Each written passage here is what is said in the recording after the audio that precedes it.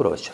Четврток 22 часот, време за емисија во Центар на YouTube. Јас сум Васко Ивтов, почитувани гледачи, вие сте на вистинското место. Зошто? Бидејќи во најдните 61, 2-3 минути и вие и јас имаме право да знаеме вистината, а вистината ќе побараме во вториот дел на интервјуто со Александар Диневски. Еден од осумината, заедно со Павле Трајанов, заедно со Слободан Богоевски, фронтмени на целиот тој процес, кои ги означува процесите на промени кои се случуваат во Република Македонија. Секоја држава си има некој свој мит, секоја држава си има некој свој настан од кој почнуваат процесите од во некој сосема друг правец. Тоа во Македонија се случи 1989 година. Тогаш де факто се случува кршење на комунизма во Македонија и траектирање на Македонија или трасирање на Македонија во правец на повеќе партиски систем и изградба на плурална демократска Република Македонија, кој финалето го има на референдумот на 8 септември. Александар Диневски е соучесник или човек на историјата кој учествува во тие процеси, во некои клучни процеси, ја формира КСИО. Тоа е тајната полиција или структурата која треба да одговара на државната безбедност во рамки на ВМРО ДПМН. Митови се градат околу таа структура на КСИО, таму е тој Борис Мејковски, Иван Соколов и така натаму. И Лјупчо Георгиевски во врвот на неговата мок се плаши од структурата на КСИО. Ќе отвориме вечерва многу информации, дел ги најавивме што ќе бидат отворени на крајот на минатата емисија, кој е поет, кој е марксист, Антонио Милошевски, Штрајко 98 година, Никола Груевски, Лјупчо Георгиевски, така натаму и така натаму. Останете со на 62-3 минути и сигурно нема да зажалите. Диневски, кој се крие под псевдонимот марксист и поет? Не можам да се сетам овој поет. Ајде, пробаме да објаснам. Поет. Овие се информации кои јас ги имам добиено од Марксист е доста, мислам. Доста Димовски. Да. Иста и поет. Да, мон? И марксист и поет. Марксист и поет, да. Во првиот случај кој поет е работена од службата, е во оперативна обработка од службата, а во вториот случај кога станува марксист, веќе има прифатено соработка со службата. Е веќе на оперативна функција во рамки на службата. Тоа беше метод на работа на службата, откако некој ќе беше ставен во обработка.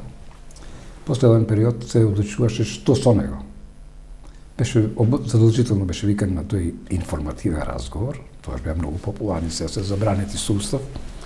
И тука се презентира информациите и зависеше од неговото држење, дали спрема него ќе бидат преземени некакви мерки, дали ќе биде предупреден или пак ќе се направи обид за вербување. Обично тој информативен разговор го водеа двајца, тројца оперативци и од нивните заклучоци зависеше што понатаму. Доста реферираше кај Лазар Китановски. Тоа се информации средни. Доста имаше блиски односи и со Фрчковски, кој беше министер за внатрешни работи, и со Лазо Китановски. Лазо Китановски. И голем дел од Лазо Китановски има клучна улога во таа пресметка со нас, што беше 97 година, он ја даде концептот како да се пресметка. Пресметката со македонистите и бугарофилите. Во 97 година и тој план е скован на одморалиштето горе на Водно, меѓу Доста Димовска и Лазо Китановски. Доста Димовска беше работен од Лазо Китановски. Китановски беше шеф. Доста крстене по Лазар Кулишевски. Доста Димовска е се уште енигма, бидејќи неговото бугарофилство очигледно било само една маска за некои нејзи други релации кои што се многу интересни. Лјупчо Георгиевски тоа го кажува во интервјуто со Ѓорги Коритаров, или го напаѓаат Вили Зарјанчев и го напаѓа нели Кирчо Киров, големиот шеф на бугарското разузнавање Лјупчо Георгиев и кај Ѓорги Коритаров покојни, почина минатата година, слободна зона во емисијата. Лјупчо Георгиев сходи тамо и за прв пат јавно нели почнува да го отсликува ликот и делото на Доста Димовска. Многу интересен е тој период. Ви имате две клучни општини во градот Скопје, вие веќе сте во ВМРО ДПМН. Едната општина е општина Кисела Вода и втората општина е општина Чаир. Да. Вие сте во општина Чаир, така. Секретар во општина Чаир, а елитата во наводници е на платен список во општина Кисела Вода и Лјупчо Георгиевски и Доста Димовска. Дел се или се во Кисела Вода или се ке Борис Стојменов, или кога Борис Стојменов стана потпредседател во ВМРО ДПМН. Во општина Кисела Вода е Маријан Ѓорчев. Да. Сега едно од клучните фигури станува повторно врвот на ВМРО ДПМН, тој го има оној реферат на Конгресот после кога избран Христијан Мицкоски, беше потпредседател на Лјупчо Георгиевски, министар за земјоделство, директор на агенција за приватизација, значи клуч. И сега веројатно човек што има амбиции да трча на претседателските избори 2004 година. Мој пријател е бил 2 пати во емисијата. Како Маријан Ѓурчев доаѓа во ВМРО ДПМН? Маријан Ѓурчев го донесе доста Димовска. Поет и марксист. Да, го донесе доста Димовска и јас не го познавав. Негде 93-4 година се појави тој, меѓутоа веројатно бил и порано, затоа што подоцна ние дознавме дека врските меѓу Лјупчо, Доста и Маријан се многу порано, од 87-8 година, од издавањето на првата збирка поезија на Лјупчо град, што беше. Дека главни рецензенти на таа книга се Доста Димовска и Маријан Ѓурчев. Маријан Ѓурчев и Доста Димовска се рецензенти. Рецензенти на книгата на поезија на Лјупчо Ѓурѓевски. Највниот Маријан Ѓурчев, значи има врски со Лјупчо Ѓурѓевски. И имаше за мене една чудна врска со Змејковски, дури блиско со Змејковски, дека дури се као роднини се однесуваше, не дознав која е вистинската роднинска помрза. На Маријан Ѓурчев. Маријан Ѓурчев со Змејковски. Со Борис Мејковски. Со Борис Мејковски, да. Маријан Ѓурчев и на Кичевскиот конгрес во работно претседателство. Да. И на конгресот кај што се менува знамето на кај што вергината се менува нели во постојано беше форсирано Доста Димовска.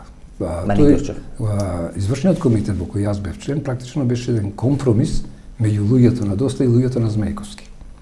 Во луѓето на Змејковски спаѓав и јас, така и влегов во извршниот комитет. Кога влегувате вие? Јас влегов во 95-та година.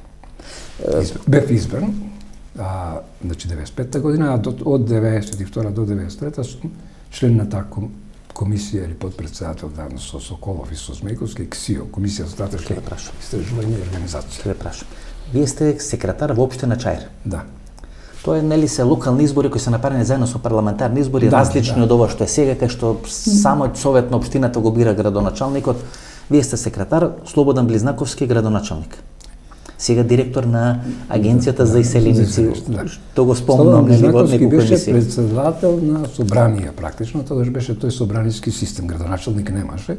Градоначалниците се дури 96-та. Дури 96-та година. Беше Аце Миленковски беше избран, јас останав секретар и после тоа. Важеше за човек, секретар на општина. важеше за човек близок на Доста Димовска, Близнаковски. Не, да, беше близок.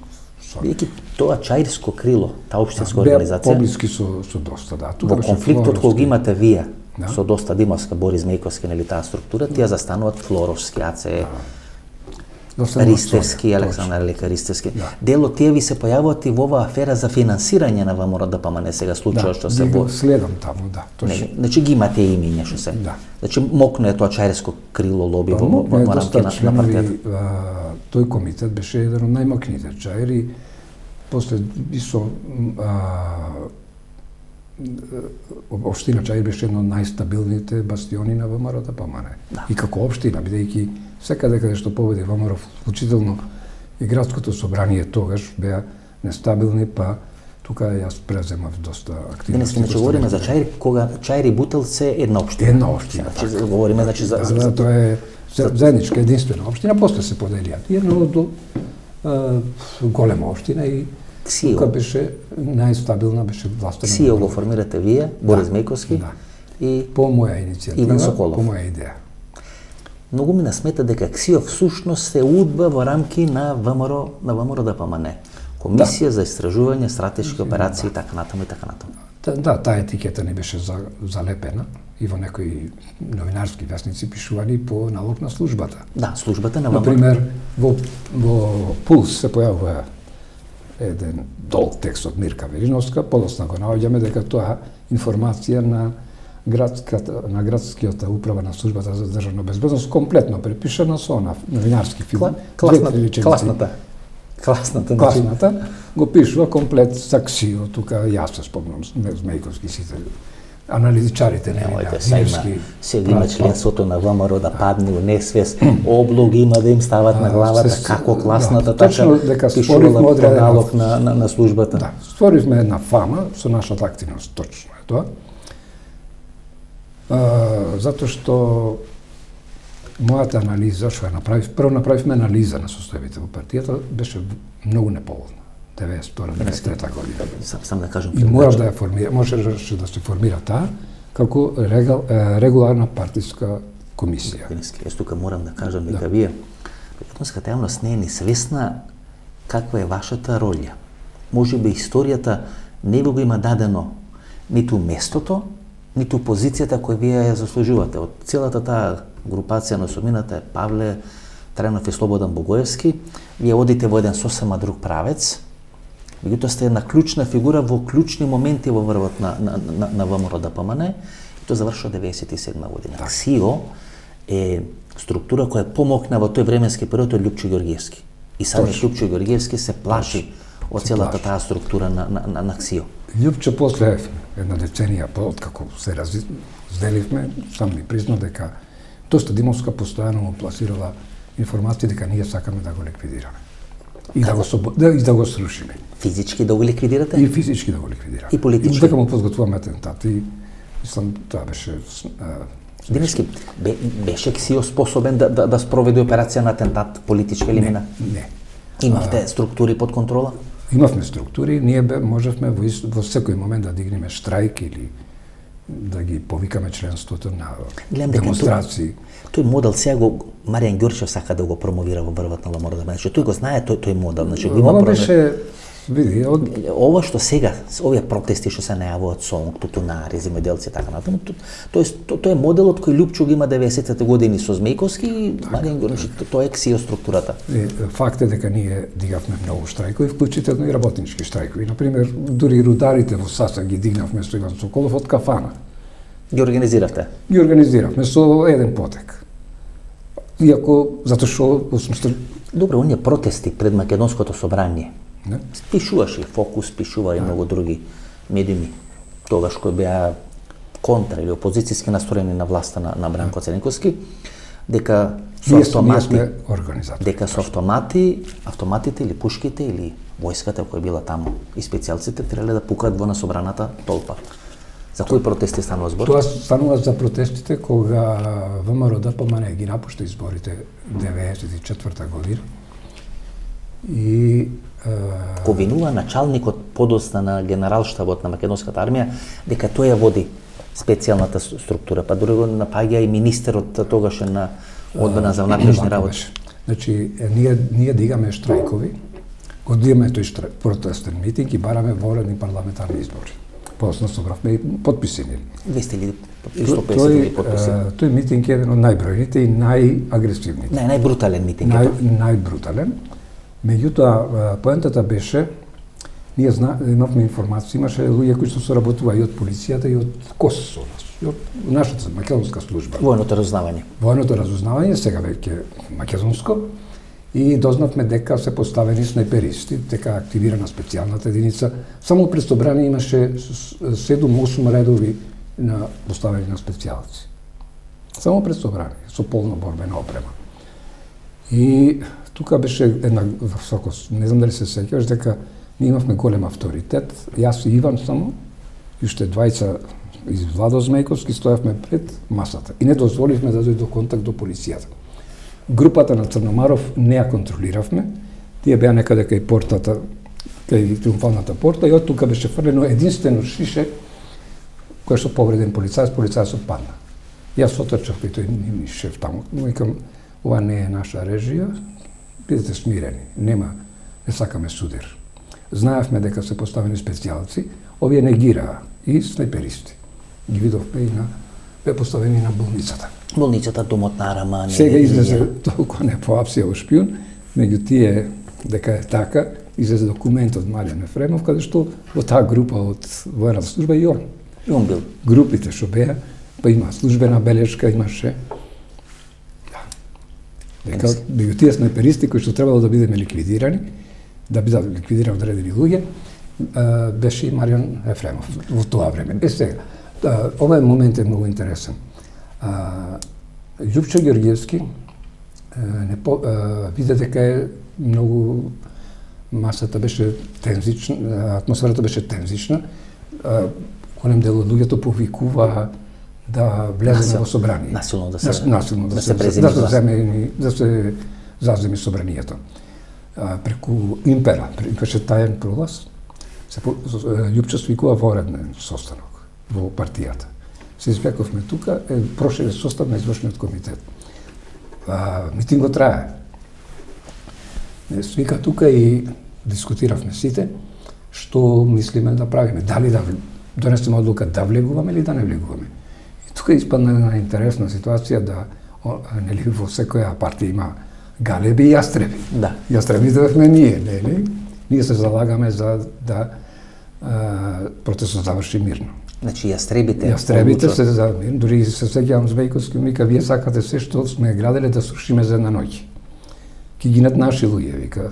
Утре ќе ни загини некој дете единец од некој град, не ќе смееме да се појавиме. 94-та, значи тоа. 94-та година. И за друга страна, сите овие што беа глумеа демократи, доста, Наумов, Ѓорги Наумов и другите, Стојменов, се залагаа да влеземе во собрание. Да влезете, да преземите власта. И беше и Јове Кекеновски, се сеќавам, викнат, како председател на град Скопје. И Љупчо со тешко срце тоа, Љупчо се двоумеше, со тешко срце го прифати тоа да не влегуваме и тогаш измисливме приказна да одиме до црквата, до Македонската ноќта. Да, православна црква. Не, да продолжи демек како го смислиме и дел од масата дело стана, не ќе да слушаат. И Љубиша Ѓорѓевски тука се сеќавам беше и тргнавме кон црквата и се разби таа маса, се разби атмосферата и не влеговме и мислам дека правилно поставив. Виневски, 97 сте вие у партијата кога треба да се прават протестите поврзани со ТАТ? Да. Тога сте летото е расколот. Точно. Значи ова некаде тоа е март месец. Сеќавам, имавме исто воредна седница. И одложувате. Тогаш власта можевте Маријан Ѓорчев ме обвинуваше дека јас сум виновен за одложувањето, па да искористам прилика да кажам како беше. Значи, имавме закажан митинг. И на кој се најавуваше со денови. Така. Прво бевме во Прилеп. Јас држав говор во Прилеп. Ѓорги Наумов држеше во Битола.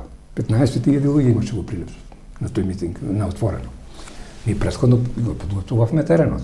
Значи, кревавте тензии, радикализиравте. Беше максимално дигната тензијата и доаѓа денот Д, кога треба да се закажи генералниот митинг. И добивам порака од Љупчо, хитно воредна седница во собрание на кисела вода, на извршен комитет. Љупчо ме пречекува надвор, пред да влезам. Веројатно му кажал некој го иде, а овие веќе беа седнати, доснев нешто, мислам дали детето го носев, и ми вика, те молам дискутира и вика, прв пат ме замоли, прв пат. Значи, по прилог да се одложи митингот, вика, не можам, цело Сабајле ми се властите амбасадори вршат притисок врз мене да се одложи митингот. Вели тогаш таа изјава на Бранко Црвенковски. Дента беше изјавата на Бранко Црвенковски. За октоподот. СДСМ на Свети СДСМ. Со октоподот. Да, и тука веќе се олабави атмосферата и настане една тензична атмосфера, повторно демократското крило беше за да се одржи. Да се влезе. Да се влезе. Па беше власта на послужалник на СДСМ. Не, да се влезе, да се организира митингот, Љупчо беше против. Беше одложен митингот. На гласањето Љупчо рече, сите амбасадори од Сабајле Мисела вршат притисок врз мене. Тоа ми го кажа лично, те молам, дискутирај во прилог да одложиме. Тоа сте вие член на КСИО, нели? Главни сте во КСИО. Да. Со Коло. И влегувам. Тоа и дискутира во таа насока, дека да почекаме или да се одложи. И така се изгласа со 3 или 4 гласа против. Виневски, вие сте автор на текстот Чакам те да дојдеш. Тоа е најголемиот конфликт во ВМРО ДПМН. Имало конфликти во историското ВМРО, но во ова современо тоа беше најава за конфликтот практично, тоа е 95. Два големи конфликти, е панорама. Да, ова е 97, значи конфликтот во ВМРО. Тој текст беше нарачен од младите. Тие беа соочени со една офанзива во кој предначија Димитар Димитров, доста и другите, дека се бугари и така натаму и тие се спротивставуваа на таквата политика, веќе успеа двајца, тројца да заврбуваат од Унијата на млади сили, а тие ме почитуваа многу Унијата. И весникот Глас беше под нивна контрола. На младите сили на ВМРО ДПМН. На доста Димовска преку Љупчо Екимовски. И затоа Љубомир Екимовски. Со моја помош. Љубомир Екимовски, овој што Не, Љупчо Екимовски. Што беше генерален директор на Македонската радиотелевизија во време на ВМРО ДПМН. И со моја помош Унијата на млади сили, на која што ние дававме полна сила и полни сите можни привилегии да учествуваат, како комплетното цело раководство беше членови на Централниот комитет на партијата, сите 15. И со моја помош почнавме да го издаваме вестникот Завет. Тој беше меѓу првите броеви, мислам, и долго време вршеа притисок и вика ќе ти откажеме послушност дури така на шега ако не ни напишеш текст. Добро, викам ќе ви напишам, само да биде редакцијски. Како редакцијски текст. Знаев дека ќе предизвика бунт и ајде го напишав, им го пратив дури по факс тогаш, нели, немавме други техники. И они го објавија, меѓутоа Борис Стојменов одби да го печати. Кога го виде текстот, до тогаш печатницата негова. Печатницата негова и одби да го печати. А вестникот се делеше бесплатно. Така беше едноставно издание, едноставно решение, но имаше добри текстови, знаеа младинците писмени беа да пишуваат и го поместуваат, чакам те да дојдеш. И дојдат кај мене решение и најдов еден приватник од Чаир, и као нема хартија, отпечати само 100 броја. Само 100 броја? Само 100 броја и тие пламнаа за една вечер. Подосна беше тој текст препечатуван, премножитуван. Да, тој е еден од историските текстови. Да, Панде Колемишевски после го презема го објави на насловна страна, па друг го презема. И така беше, мислам, еден бум, меѓутоа до пресметка не дојде. Пробува на извршен комитет да го постават, јас чекав да го постават, Љупчо не ми збореше, доста не ми зборува и во ред јас се помири со тоа, очекував дека секој момент ќе започне пресметката со мене, но немаа храброст да покренат и не ја покрена, но 97 година веќе беше поинако.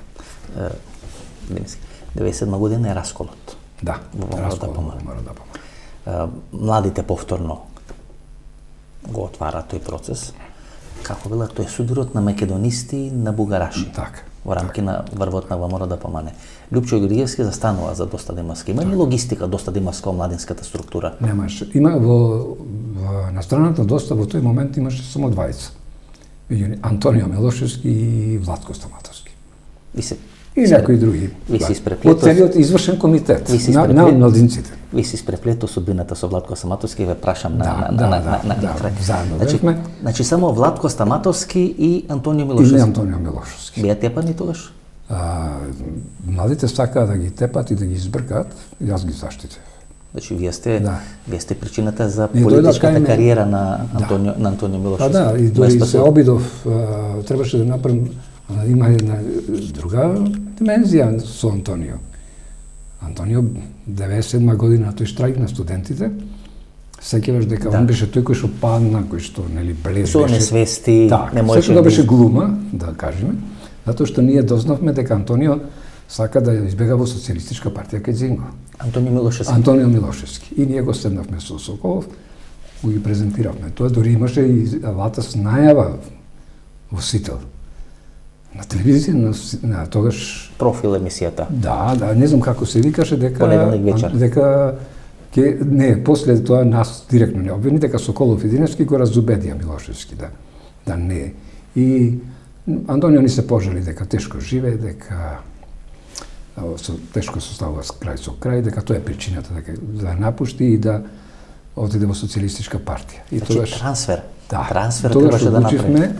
Дека не може повеќе да издржи и тогаш одлучивме дека он и така блед беше тогаш слабичок. Да му се слоши. Да му се слоши, во исто време имавме наш лојален член од Јорче Петров на брза помош, кога е тој на смена и он со брзата помош тука беше, мислам. Чекаше брзата помош. Да, чекаше брза да му се слуши, да го преземе и тогаш дигнавме галама дека на младинците им се слошува. Иако не штрекува со глад, да бидеме реални. Не штрекува со глад? Не. Импера беше близко, сендвичи, фрчеја и така. Значи Антонио, Роналдо, Милошовски или Антонио Месина. Антонио беше Антонио беше заврбуван од Димитар Димитров и од тука настана неговата пресвртница за бугарското, за кон Бугарија. Ке Антонио Милошевски. Од Димитар Димитров една група така, Лепавцев, тука беше стариот министер што беше Миле Неделковски и тука беше заврбуван.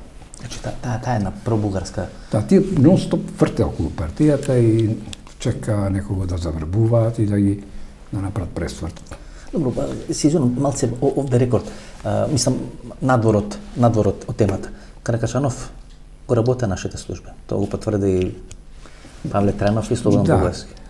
Да, имаше една група студенти, за него не се сеќавам дали. Мисля, сите беа од Бугарија кои што студираат тука и нормално службата, ако служба секогаш ги имавме на увид на ова и спробувавме да ги врбуваме. Веројатно е така. Значи, на Антонио Милошевски му се слошува, Да. таму е Владко Ѓорчев, има на некоја фотографија Никола Тодоров си има Да, тоа е фотографија, тие беа Тие се студентските лојални членови протести. на партијата. Филип Петровски е тогаш. Да. Тоа се тие фотографии кои што се во паркот, во Жена парк, каде што беа сместени шаторите тука со протестите. Но таму не штрајкуваат со глад, значи си јадат. Да. Од импера, Интересно е што дека велите. тој штрајк, ова морам да го кажам за не беше во организација на КСИО. Не беше организација некси. Тоа е единствен штрајк кој што ние самите бевме изненадени како започна. Започна педагошка и нашите се вклучија, веќе не можевме. Добро, што викат вашите анализи? Како почнува тој штрајк? Имаше една структура таму, ќе видиш кои први ги посетија штрајкувачите. Професори. Кипријанова. Така? Кипријанова, Димитар Димитров и така натаму. КСИО го затвори штрајкот. Но не го отвори? Не го отвори. На молба на Љупчо Ѓорѓевски. Значи, сега да кажете дека една структура која подоцна се јавува како демократска алтернатива на Васил Топурковски, која осамостојањето на Македонија ја дочекува на одредени функции во Белград, така? Плюс Димитар Димитров секогаш притиска за одредени радикални решенија, вие што велите и... Димитар Димитров, додека бев јас тамо, 5 пати поднесе пријава за членство и 5 пати ја напушташе партијата. А беше и во извршниот на Никола Груевски. После да, после не знам што Не се сеќам дали и тој беше за Димитар, дали беше не, за стариот. Да, за стариот говорам, а не за Никола. Додека јас бев во ВМРО да помане, значи, тој период, тој 5 пати подпиша пристапница и 5 пати ја искина книжката и си замина. Таткото на Никола. Таткото на Никола. Никола Димитров. Значи, КСИО не го отвара, не не организира. Во наша организација, но веќе таму беа наши членови, ние немавме каде и моравше да им помагаме. Како Меѓутоа, Филип Петровски го... Вака, Љупчо Ѓорѓевски дојде, не повика мене и Соколов, мислете како да го затвориме. Штрајкот. Тоа беше пред да се случи ТАТ. Тоа е февруари некаде. Зашто? И целата таа стратегија смисливме со Иван, ги пративме младинците кај Киро Глигоров. Не знам дали сеќаваш на таа сцена. Да. Во делегацијата беше таа Китановска, Мирјана Филип Китановска. Петровски и Димитар Димовски му го додадовме, а Димитар Димовски од нас доби тајна, бидејќи Филип не ни беше сигурен, доби од нас задача во моментот кога ќе заврши Киро, ти имаш задача да решиш да станиш, дори и сат, мислам, му дадовме наш, дека да имате закажано со некој амбасадор и да напуштите. И така бидна, и следуваше едно жестоко сообщение од кабинетот на Киро Глигоров, дека еве не го почитува. Значи Димитар Димовски. Димитар Димовски клучна улога Кој сега со шпански скали е. Да. Не е популарен. Одигра клучна улога. Тогаш и Љупчо се согласи и дека во знак на протест ние го прекинуваме штрајкот. Така беше соопштението. Значи тоа е сценариото. Така беше. Шемата за целата шема ја смисливме ние во договор со Љупчо Ѓорѓевски. Љупчо сам бараше, вика, заринкавме, не можевме напред, не можеш назад. Плюс тоа покрена една тема која што беше сензитивна против албански паралелки и така натаму, која не ни одговараше нас како партија. Немаше да дојде на власт. Така. Немаше да ви дозвола да дојде на власт. И се врши веројатно врз Љупчо, тој повеќе знае, бил вршен притисок од страна. Филип Петровски во неколку навради во емисијата во Центар ја отвара темата за Димитар Димовски, глумец, нели? Да. Така се вика. Да, со псевдоним глумец, да. Со псевдоним глумец, значи вие го праќате него на тие разговори. Тој беше во првиот во состав на извршен комитет на Христијан Мицкоски. Да, сега е се уште. Груевски Христијан Мицкоски беа членови на ВМРО-ДПМН. Груевски и Христијан Мицкоски беа членови, бевте КСИО, веќе имате... Груевски беше член, беше и советник во град Скопје, но подоцна. Значи, него го донесе доста. На таа една фотографија што се појавува на Унија на млади сили, што е Никола Груевски, тој е седна таму само за сликање. Никој не го знаеше и дури ние се најдовме во чудо од каде испадна овој човек. Отиде се слика и замина. Доста Димовска го носи. Доста Димовска вие прави главната кадровска база во... Не можеше, затоа што ние го контролиравме теренот, но незиното влијание во избор на кадрови беше... Знаете, кај ми е чудно.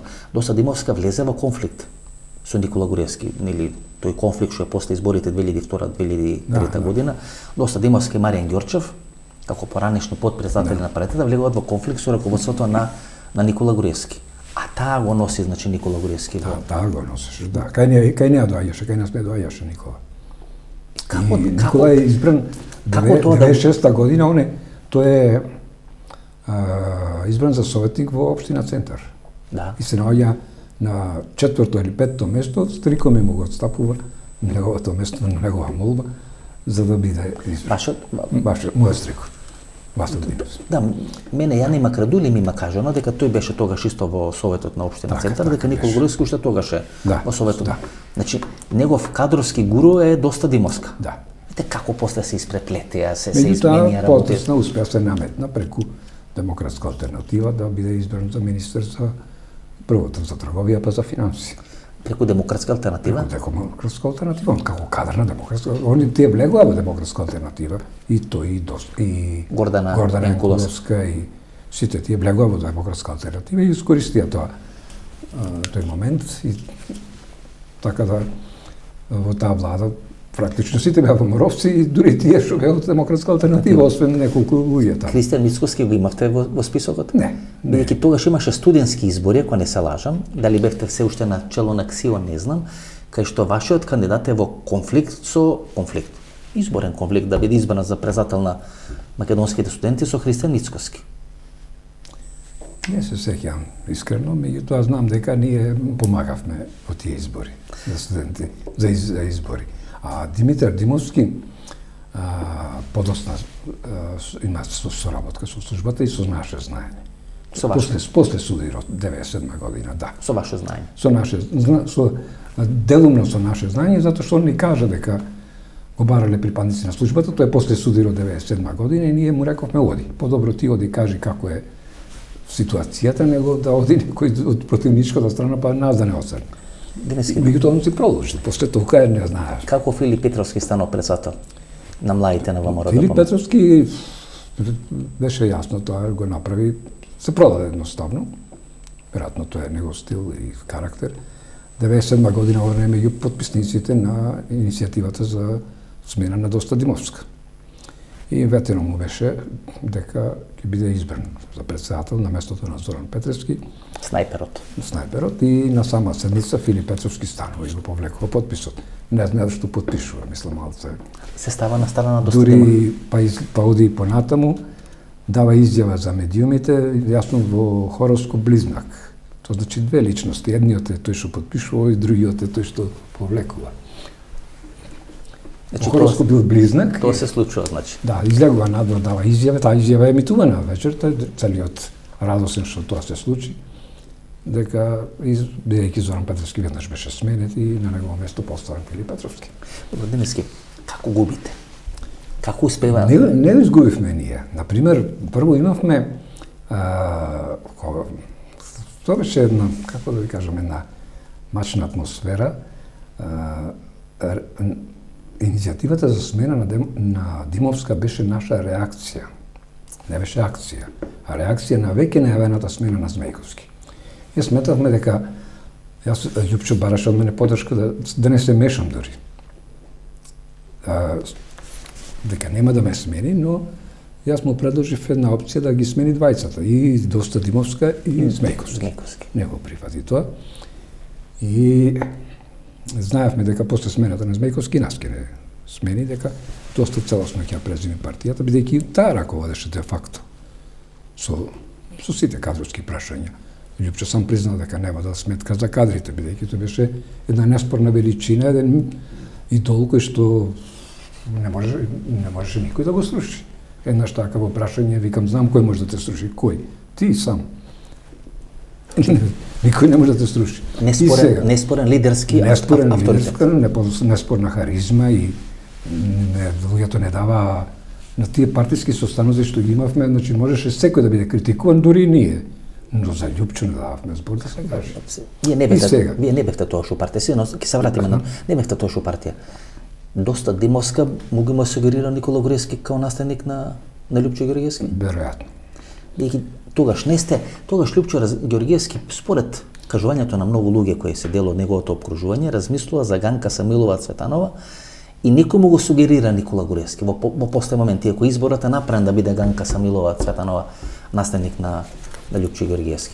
Можно ли е Доста Димовски, иако тогаш е надвор од партијата, скарана со патот, базата, утабаната стаза да му има направено Доста Димовска?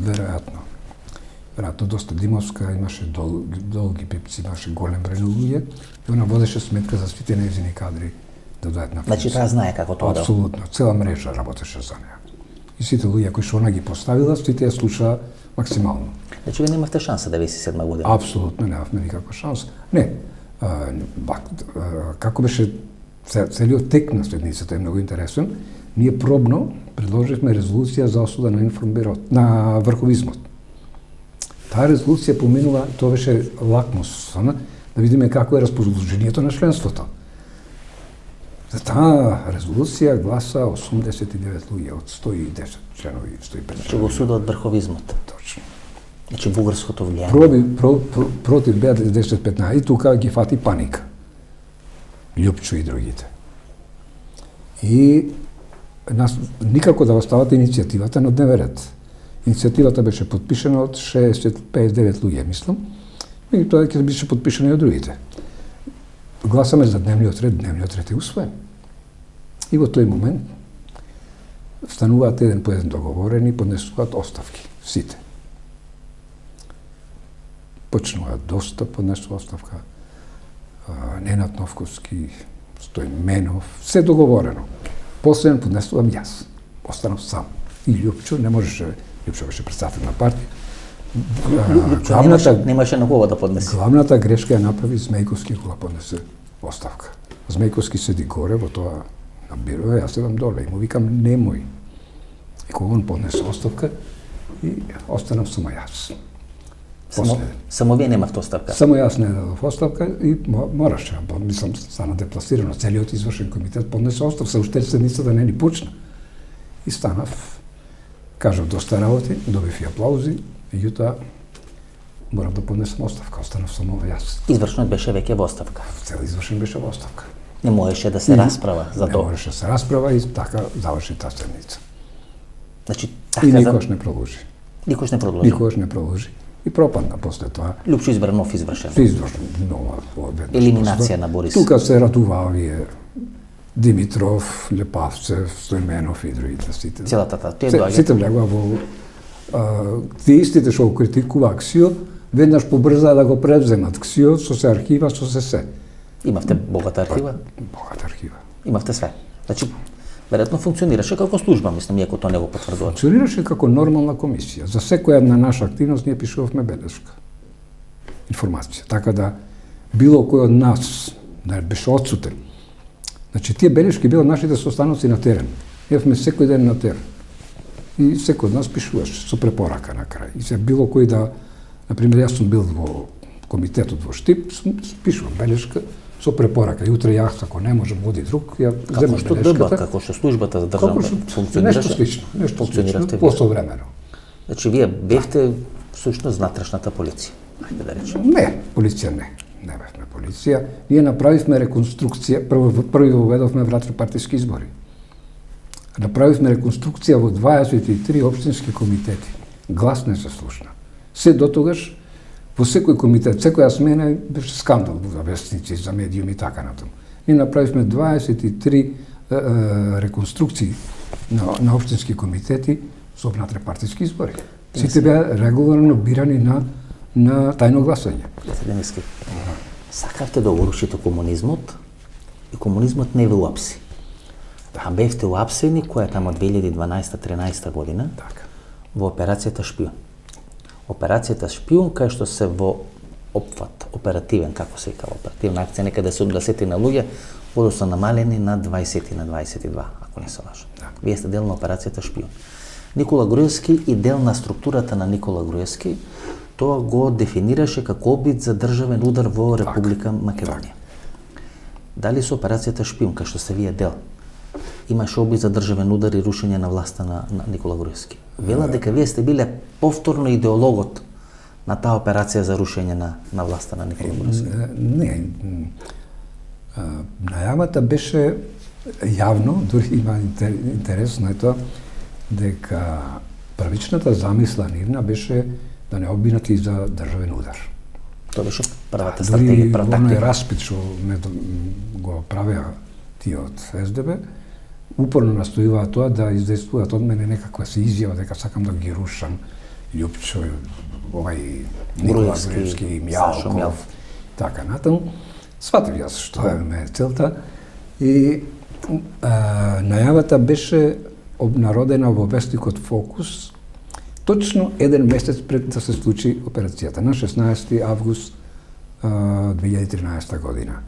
Насловната страна е со отец Пимен и најгоре стои дека ќе следува акција во која ќе бидат обвинети луѓе за државен удар.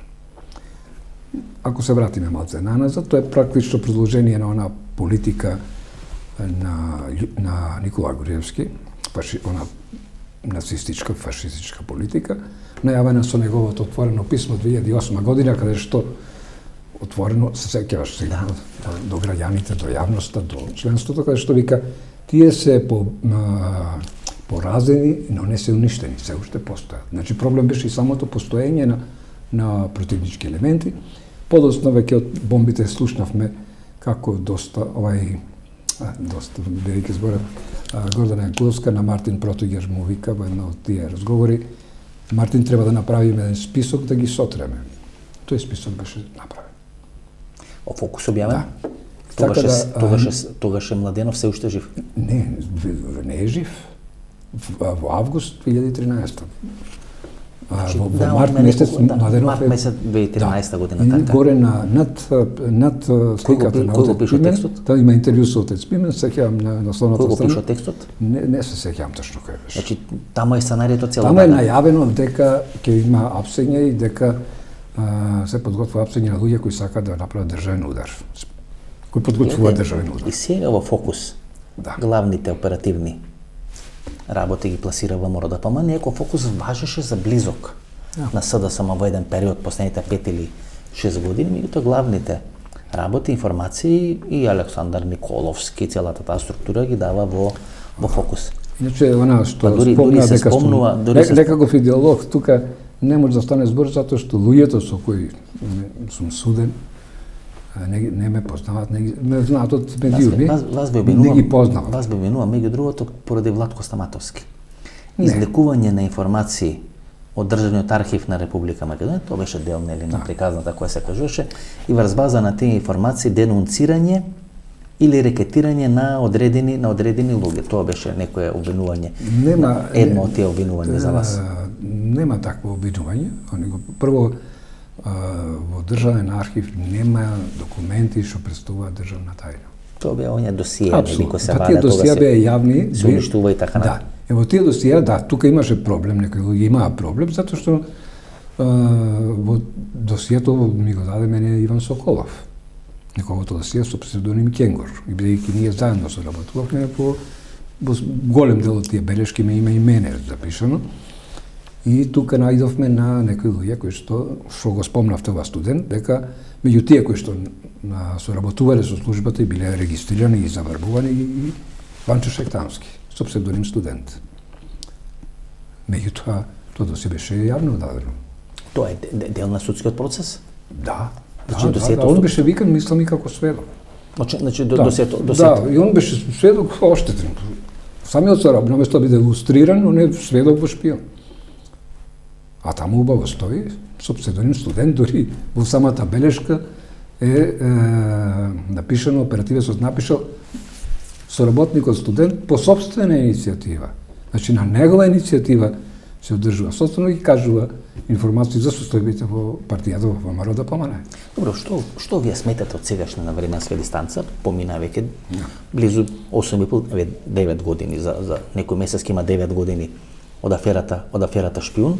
Таму бе Горан Стојков, беше Маријан Ефремов, беше Тоше Кушиновски од воено разузнавање, значи Мичо Насковски, нели. Значи една поприлично хетерогена Владко Стаматовски подоцна, нели, во домашен притвор и така натаму, значи една поприлично хетерогена структура.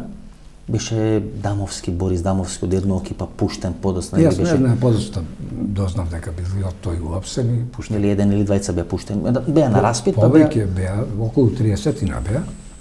Некој, не знам ни зашто беа... Зошто вас, на пример?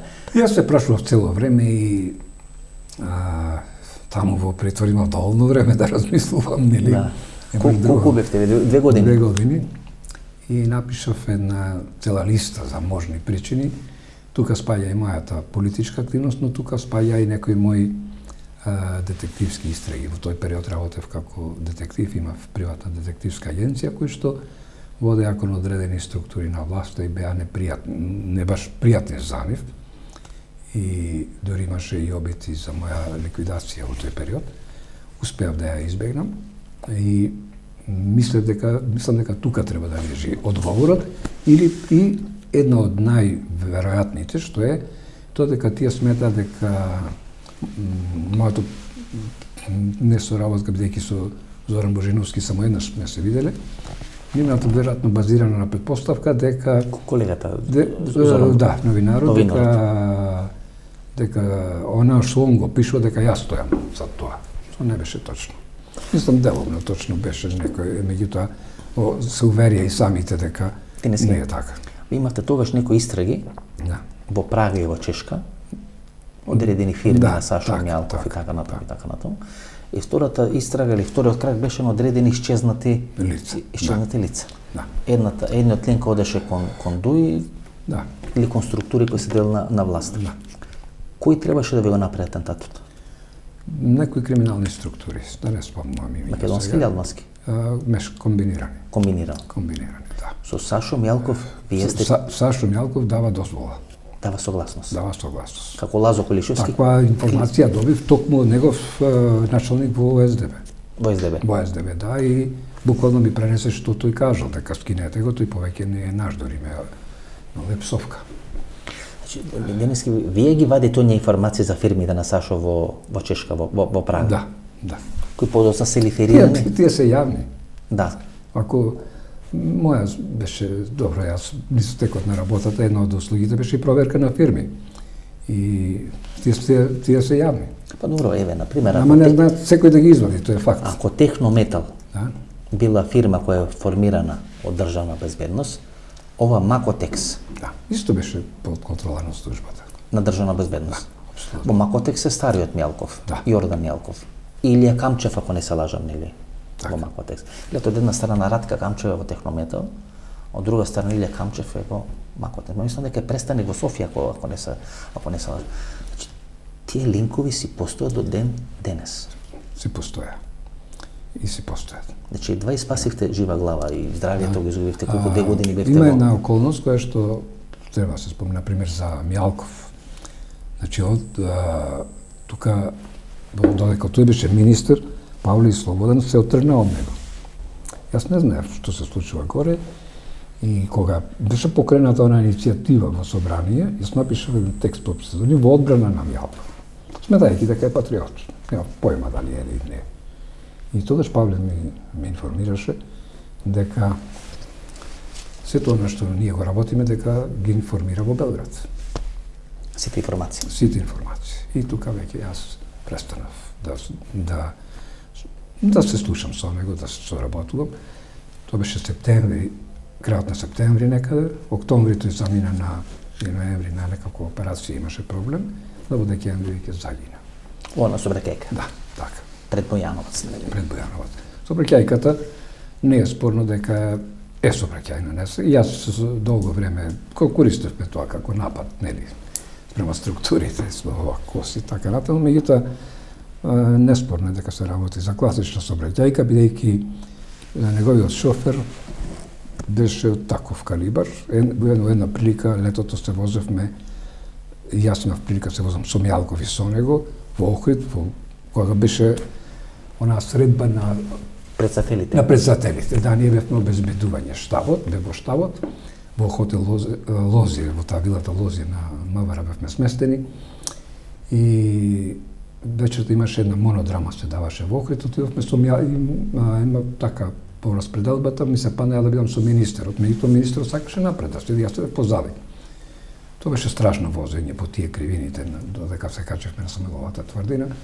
Летно време, јули, луѓе полно попат в Сомали, деца, овој што уклучил во ротација, гази, замижав. Буквално додека не застанавме, мижав. Секој момент очекував некој да биде прегазен.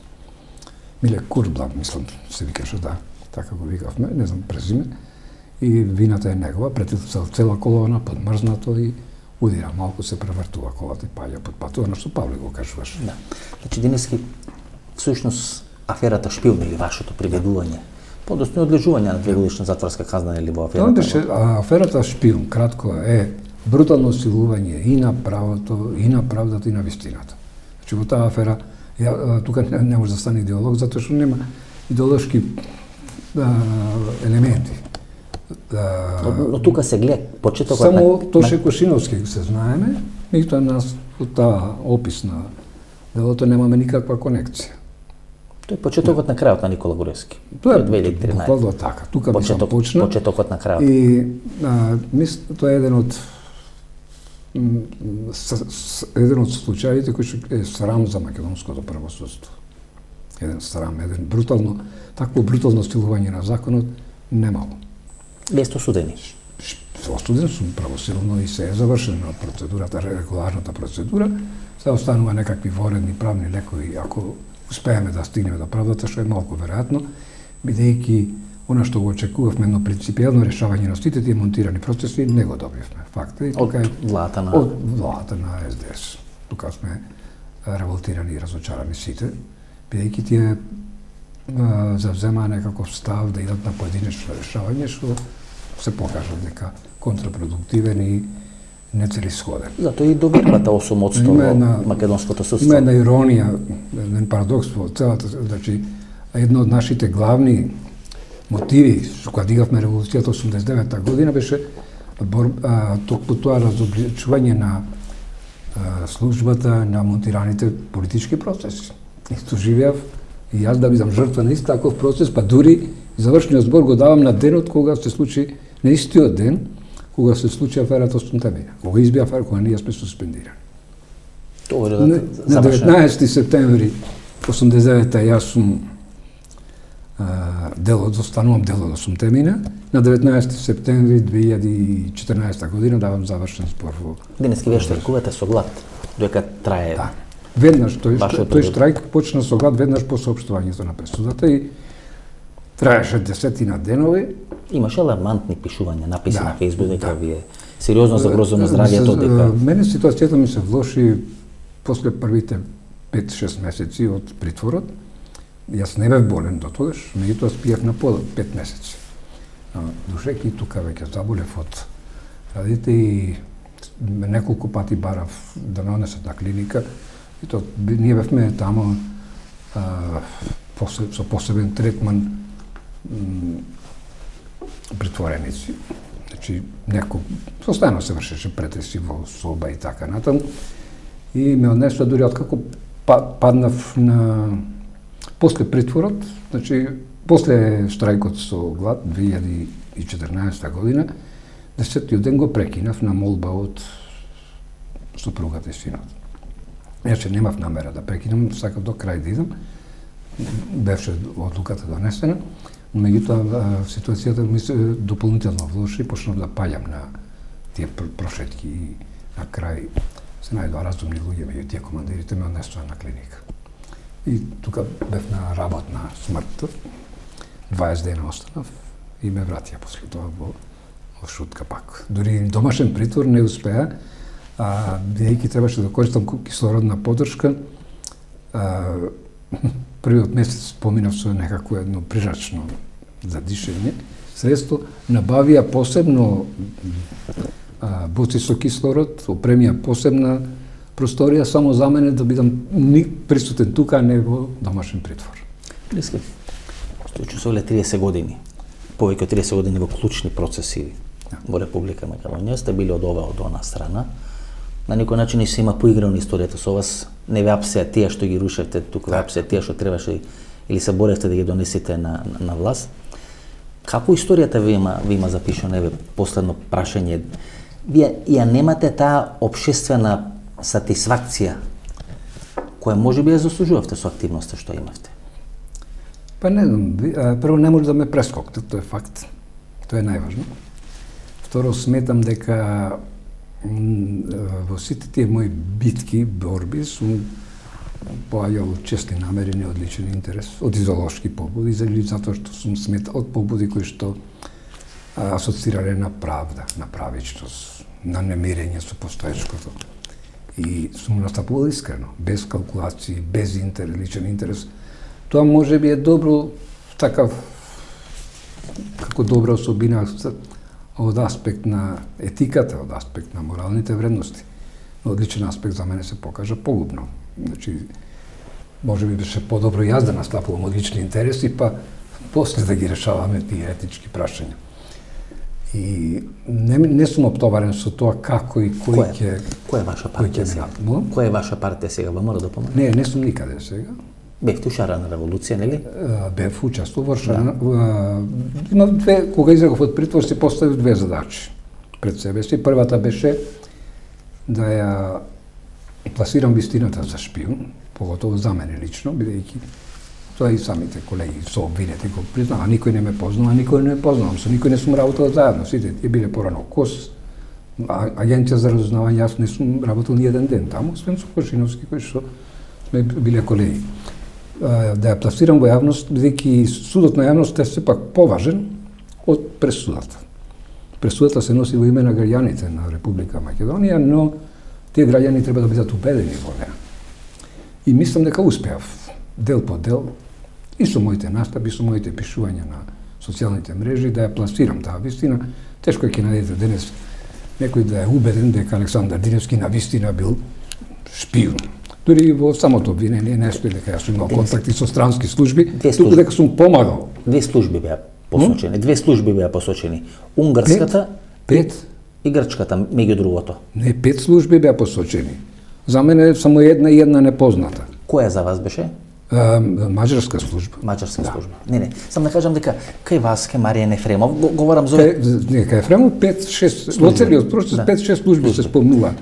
Меѓутоа, главниот акцент беше ставен на грчката и на унгарската служба. Главните играчи на Сашо Мјалков пребегаа во грчка служба. Мислам, има еден парадокс и една... Никола Груевски со унгарската служба е сега во Будимпешта. Само еден податок да ви кажам. Кога порано во социјализмот ќе се случеше таква афера, шпионажа на обичен граѓанин, целата служба беше наносена. Воредна состојба се прогласуваше. Веќе не знаете вие што е намерата на таа служба. Фрчеа дипломатски ноти, протести, бидејќи шпионажата значи директно мешање во внатрешните работи на држава. Загрозување на безбедност. Така е. Дали во конкретниот случај имате 6, 7, 8 припадници активни на безбедносни служби, бивши, кои што сепак вредат нешто. Ја и Тоше знаеме доста работи кои што и ден не смееме да ги спомниме, така? Да. Значи буквално влез во самата структура на безбедносниот апарат. Агенција за разузнавање, служба за државна безбедност и контраразузнавачки центар. Од сите структури. Државен архив на Република. Комплетно напад на, и тоа не е од една служба, од 5 мокни, руска служба, маđarска служба, српска служба, грчка служба и не знам уште кои други служби. И пазете, што во најмала рака, кога тоа би се случило во бившата југословенска држава, на ниво на службата, на ниво на армијата ќе беше прогласена воредна состојба. комплетно во Орбан. Ке заседаваше Советот за заштита на поредокот утврден со уставот, денес Советот за безбедност. Ке врчеа протерувања, повикувања на дипломати. Ништо тоа нема. На 5 декември председателот Иванов го одликува Виктор Орбан со орденот 8 септември. А прво обвинета е унгарската. Да. 10 дена подоцна го подигаат обвинителниот акт против нас, во кој стои дека главната разузнавачка активност ја вршила унгарската служба. Значи братот Орбан. Која лицемерие? Да, сите служби се знае дека се под Агенцијата за разузнавање под сите директно на Виктор Орбан. Директно на Така е поставена таа држава таму. Виктор Орбан го додаде највисокото македонско признание 8 септември од Иванов. А во исто време се активира обвинителен во истиот период, 2013 година. Сака да направи државен удар во Република. Да, и му се доделува нему орден Македонија. Орден Македонија, 8 септември. Така, Да. највисокиот орден за странски држави, за странски представници, а подоцна уште еден орден му е во јуни му е доделен орден Македонија, да, точно. Ама тоа му е доделен од Обединетата македонска диаспора во јуни 2014 година. Која иронија, кој парадокс. Значи, јасно ми беше на сите дека тоа монтиран процес. Нема тука, ние успеавме подоцна да обезбедиме и докази дека не е упатен процес до ниту една амбасада. Не е повикан ниту еден амбасадор. Нема ниту една пак реакција ни од самите прозвани служби. Обично нели негираат, тие па не сме ние и така натаму. Ниедна не реагира, нити пак сметале за потребно да негираат, бидејќи сите знаеат дека монтиран процес. Повеќе од 2 сати разговараме. Отворивме многу прашања, некои прашања ќе ги оставиме може за некоја следно интервју. Јас ви благодарам што учествувавте во емисијата, многу среќа, многу здравје и се гледаме во некоја следна прилика. Благодарам и на вас. Наистина, покренавме доста прашања, спомнавме доста имиња. Се надевам дека... И се љутат некои пријатели? Па добро сега. Ја секогаш го кажам тоа искрено што го знам. Тоа што не и немам намера никого нити да оценам, нити да величам. Не сум сега сум барем слободен во тој поглед политички, немам нити морална обврска спрема било која политичка партија. Се тоа на што го кажувам за моја лична сметка и за ничија друга како мое убедување. Допуштам дека можеби негде сум бил не допрецизен до крај, но вистината и суштината е таа. Има доста прашања кои што можеби некои идни генерации ќе се заинтересираат, ќе ги проучат, ќе видат што било вистината, бидејќи како што гледам во сите тие многу малку се објавени мемуарски или други истражувања на овие релативно блиски теми и има постојани дезинформации, што создава плодно тло за дезинформации во јавноста, за шпекулации, за сценарија и слично. И благодарам вака што прв пат сум во ева емисија, можеби ќе имаме прилика и друг пат. Многу, се најдобро. Многу среќа. Ова беше емисијата во Центар, вториот дел на интервјуто со Александар Деневски. Човекот кој учествуваше во историјата или во опишување на некои историски страници на поновата македонска историја. Еден од осомината, заедно со Павле Таранов и Слободан Богоевски, фронтмени на тој процес. Не ја доби, можеби, заслужената општествена или историска сатисфакција, меѓутоа со ова интервју, ајде да речеме, се обидуваме да поправиме некоја грешка. Отвараме многу прашања, некои од тие прашања, тие камчиња во мозаикот ни фалеа. Се обидуваме во овие една и пол година со вакви историски интервјуа да осликаме некои процеси кои се случуваа во Република Македонија, бидејќи одредена држава и нација која сија нема дефинирано својата историја. Не само што нема дефинирано, туку нема осветлено некои црни петна или некои спорни табу моменти, прашања во својата историја, не може да одат напред. Бидејќи ако вие не ја класифицирате, ја сместите историјата тамо кај што е местото на историјата ќе ви се враќа. Ќе ви се враќа така како што не сакате. Ќе ви се враќа како фарса, ќе ви се враќа како одредена трагедија, ќе ви се враќа како одредена ненаучена лекција. Во емисијата во Центар, освен што следиме, анализираме актуелни случувања, правиме политички анализи, знам дека најголем дел од населението е преокупирано од таа војна во Украина. Предолго трае не само војната, туку целата тензија, политичка криза во светот, 2 години корона, па сега војна Русија-Украина, па стравување дали Русија ќе испали некоја атомска бомба, дали ќе дојде до Трета светска војна. Сите тие работи ги анализираме. Меѓутоа мораме да се свртиме за одредени прашања на македонската историја. Ако тие не се третираат во емисијата во Центар, каде ќе се третираат на друго место? 123 минути интервју со Александар Диновски, според мене одлично интервју. Ако ви се допадна оваа емисија, ако ви се допадна ова интервју, ново дружење недела во 22 часот. До недела во 22 часот, пријатно вечер Македонија, каде да си.